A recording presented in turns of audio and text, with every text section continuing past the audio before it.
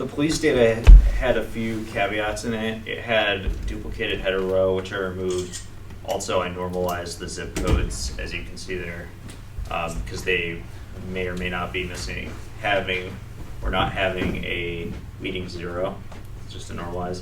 I converted the date column into a datetime object in Python. All right, so the first thing I did here is I'm using Plotly for the plots because I hate matplotlib. It's a piece of junk. And I'm using pandas for all my data manipulation. So what I do is I group by the zip code, and then I take values counts, basically summary counts of each type of event, the chief complaint events, and I filter out anything that doesn't have enough events to care about. So in this case, there needs to be at least 1,000 events over the history of this data set. And so what you get is you get this neat interactive plot where you can see by each zip code little diagrams of what is happening. So let me keep all the zip codes on and I'll break in. So like you'll notice here, I was talking earlier, you can see that respiratory asthma is really high in these 2 zip codes for some unexplained reason. You'll notice it's not in line with its other buddies.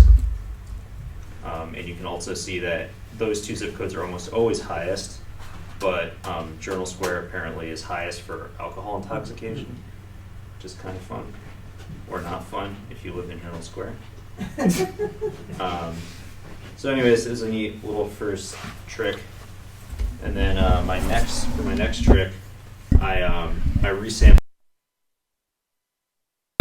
counts of the events per event, and I filter out anything that didn't have at least 100 events per month, because otherwise I had tons of spurious plots. And I got this little chart, which is actually kind of boring. There's everything.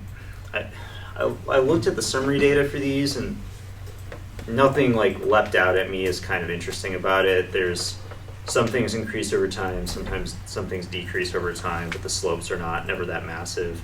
If you look at something, oh yeah, by the way, other AKA things that are not categorized as problems are by far the biggest variable.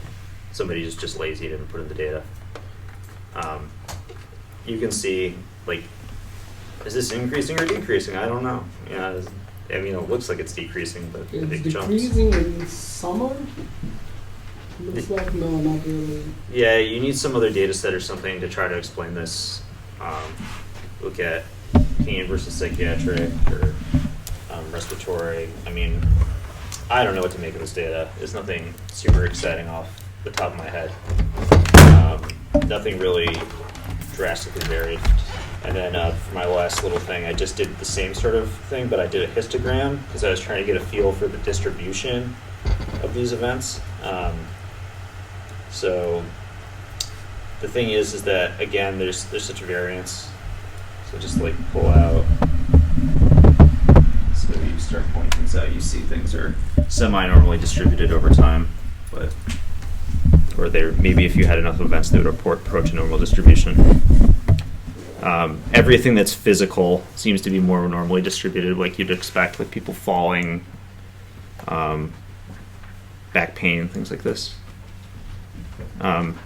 Things that are not normally distributed, maybe something like psychiatric problems.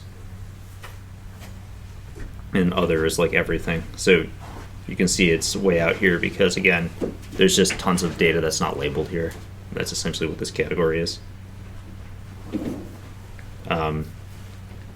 Then alcohol, because why not? Yep. But so that's what I played with today. And any questions or comments? I'm too excited. I think it's great the way you did it with Plotly. I think I allowed that. Yeah. So you have much more power by manipulating data in Python and then pushing it into Plotly. Yeah, so there's a number of Python plotting libraries. I don't know how familiar you guys are with them, but the basis for them all is this thing called matplotlib. It was written by essentially data scientists, like real scientists, who wanted something that would work. It's it's very dirty to use.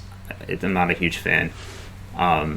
This actually might be using it under the hood as the finer render, but it provides a much cleaner interface for plotting, and through this iPlot function call, it generates interactive figures, which is kind of nice.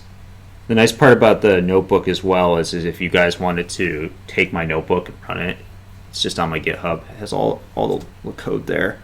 That's cool. Yeah. And then obviously in this case I just converted it to straight HTML and it preserved all the data and all the graphs. So it's just a website now, which is pretty cool. I use this behavior at work to generate reports for myself that run daily. So I can have basically repeatable experiments. It's pretty powerful. But